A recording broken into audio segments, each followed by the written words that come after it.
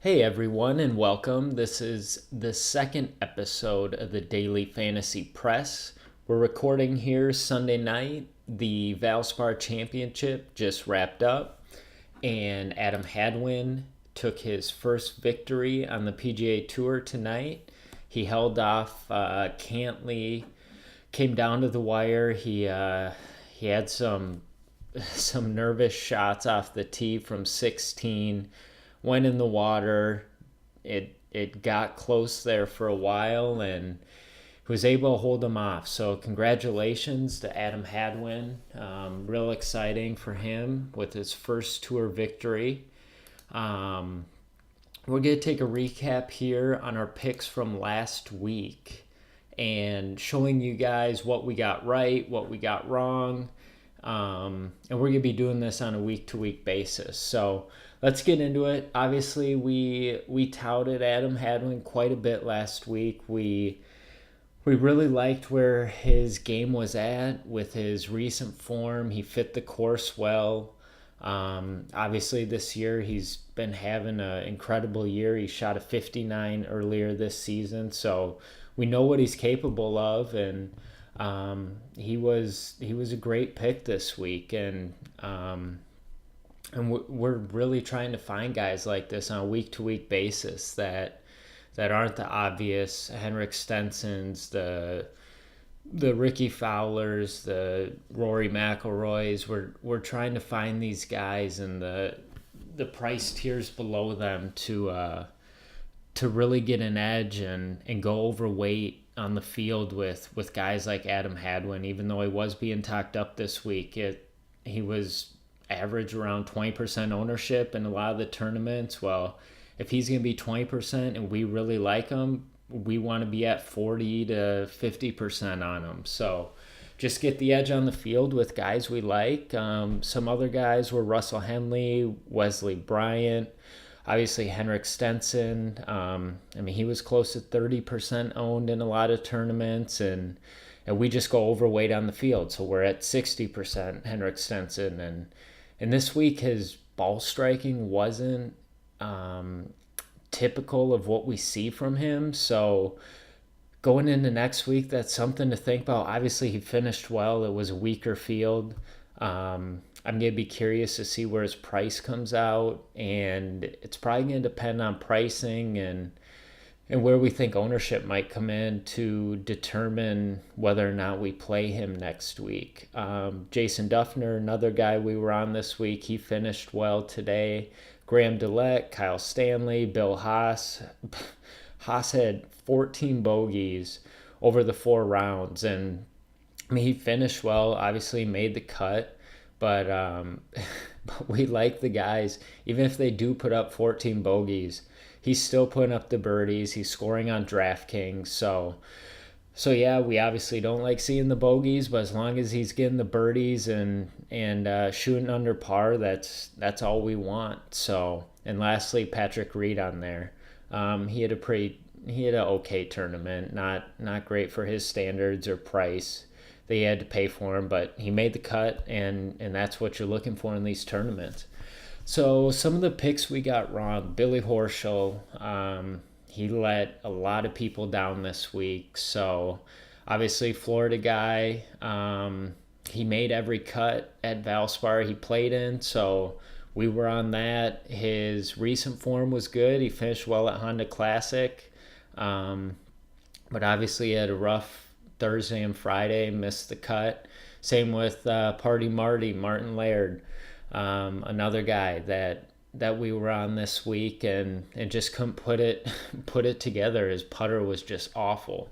And lastly, Steve Stricker, another guy where his putting, and obviously a much better putter than Martin Laird, but normally Steve Stricker, he's relying heavily on that putter to get him through tournaments, and it just was not his weekend. So that was another guy we were on, and he missed the cut.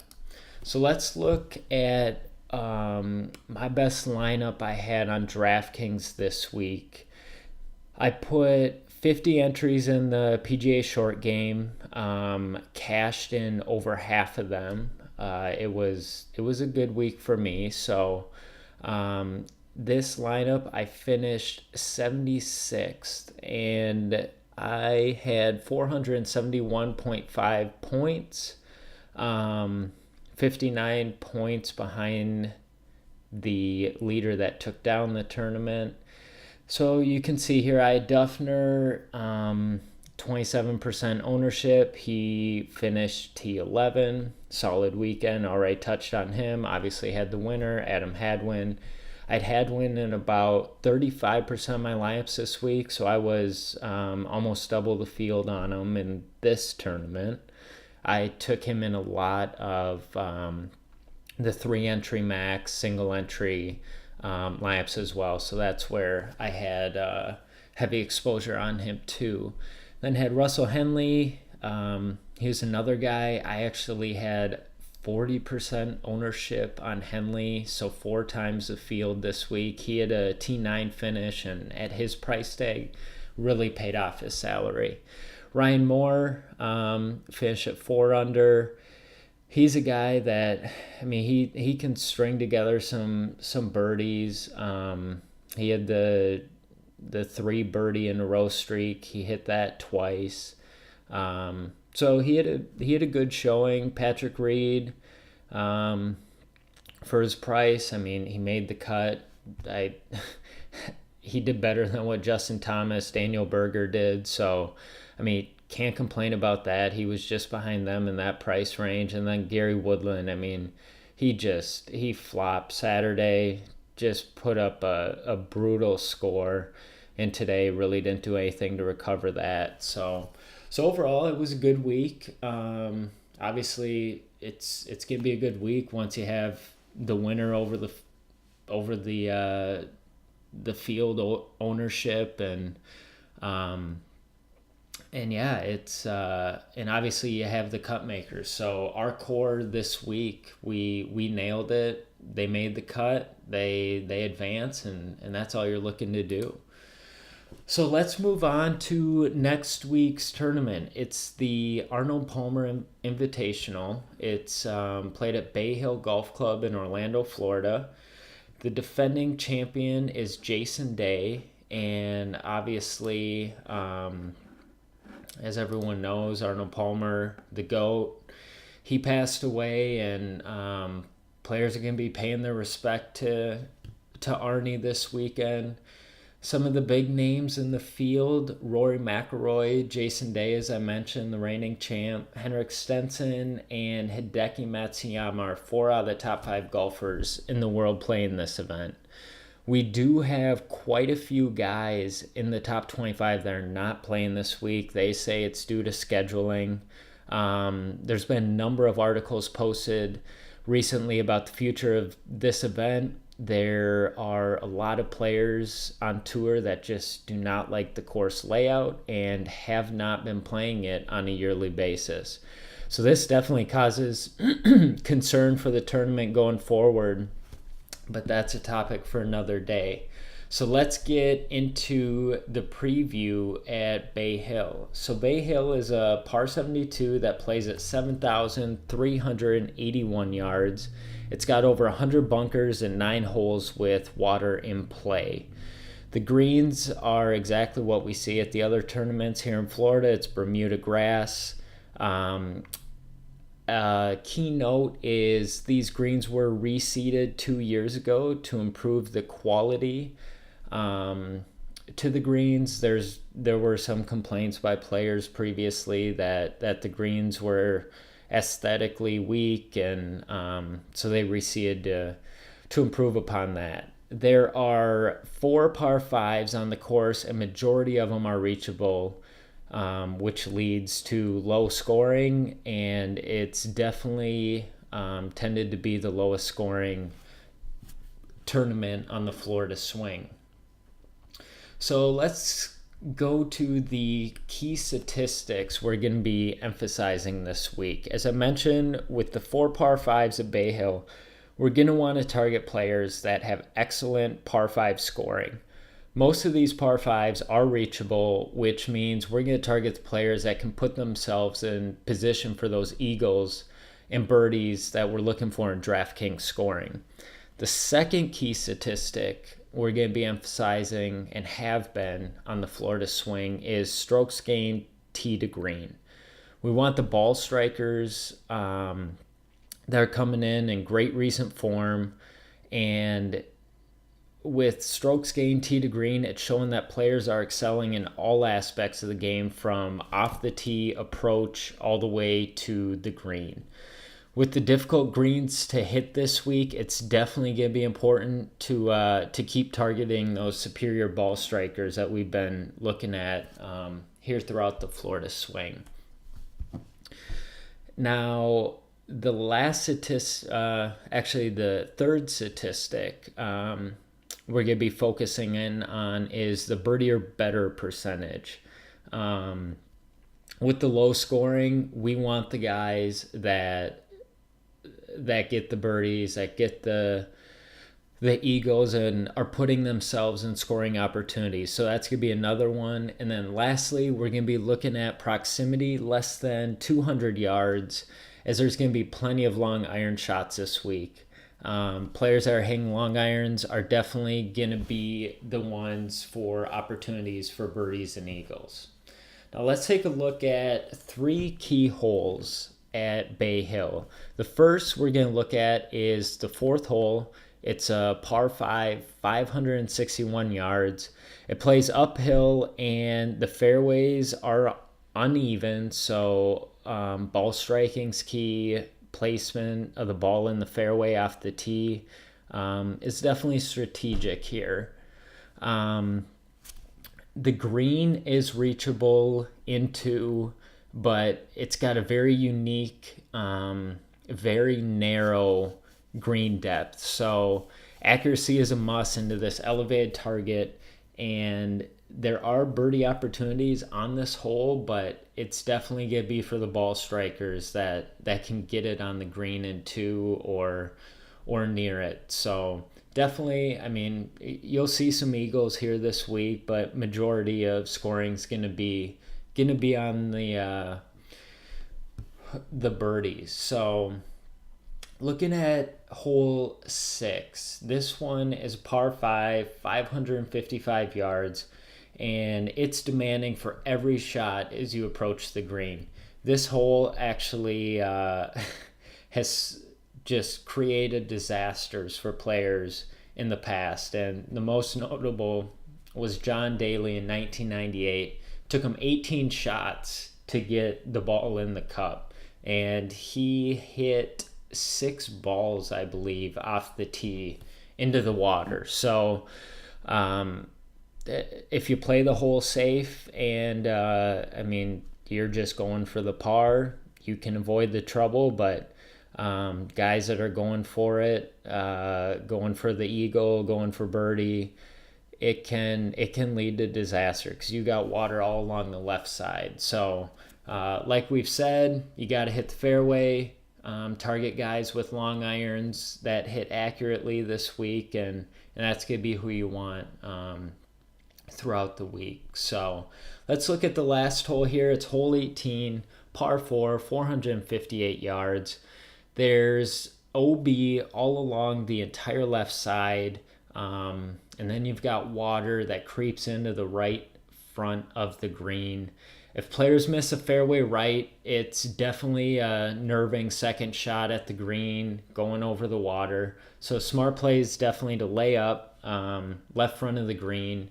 But once again, I mean, you can go for the pin into it's not that tough of a shot, but you have to have the solid ball strikers to do that and avoid the water. So the field this week, it's relatively strong. It's highlighted by defending champion Jason Day. Now, Jason Day, he withdrew from WGC Mexico Championship with flu-like symptoms. He's definitely had a rocky start to 2017. He's had 1 top 10 at the Pebble Beach Pro-Am and also missed a cut. Another note is I'm not going to be weighting the WGC Mexico performances too heavily going into this week, just because it was a course that it was their first time playing. It was played at elevation, just a completely different course than these guys have been playing recently. So I really wouldn't weight that tournament with too heavily, and I definitely focus on the Honda Classic, the Valspar, the Florida Swing courses, and players with course history here. So let's take a dive into the course history players we're looking at. Now, Henrik Stenson, the guy's just been an animal at Bay Hill with 4 straight top 10s and 7-7 cuts made. Obviously, he played well at Valspar this last weekend. His ball striking wasn't as good as we've typically seen from Henrik, but he lines up well with this course. He's played it well, so that's going to be another pick we go back to this week. Hideki Matsuyama, he's a guy that is always priced up there with the big guns. He garners lower ownership in a deeper field like this and could be a really good GPP play depending on his pricing on DraftKings this week. He has a 6th and 21st finish at Bay Hill. He followed up his win at Phoenix Open with a missed cut at Genesis, and he finished 25th at WGC Mexico Championship in that no-cut event. So I think this is a great guy to target for GPPs this week. Rory McIlroy, here's another guy that